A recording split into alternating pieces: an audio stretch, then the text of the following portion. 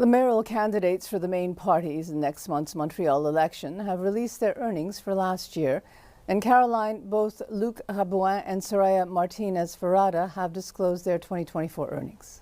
Yes, and they are considered the two front-runners in the Montreal election campaign. Luc Rabouin, who is running to be mayor for Projet Montréal, disclosed that last year he had a gross income of $185,585 as mayor of the Plateau Montréal, but his total net income after deductions and real estate income of close to $10,000 was about $177,000. Meanwhile, Soraya Martinez-Ferrada disclosed that her gross income in 2024 was $296,787, but after a loss in rental property due to flood repairs, her total net income after deductions was about $214,000.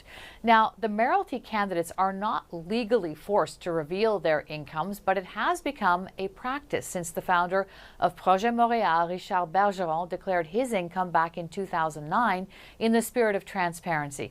And since then, mayoral candidates in Montreal have followed suit, except for in the 2021 campaign, when Denis Coderre initially refused to, and he was criticized for that, and some believe it cost him the 2021 election, where he unsuccessfully tried to regain the mayoralty of the city from Valérie Plante.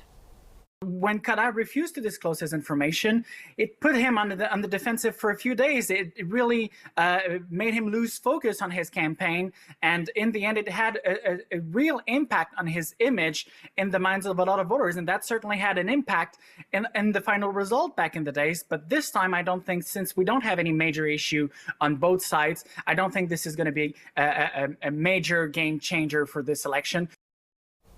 And we did ask for Transition Montréal leader Craig Sauvé's income, and he got back to us just before airtime. His total revenue in 2024 is listed as $78,000, but with the deduction of $6,000, he had a net income of $72,000.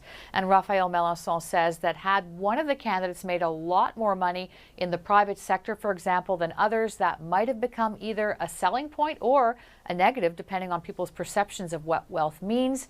But in this case, it should not have any impact at all on the election. Mitsumi? Thanks very much, Caroline.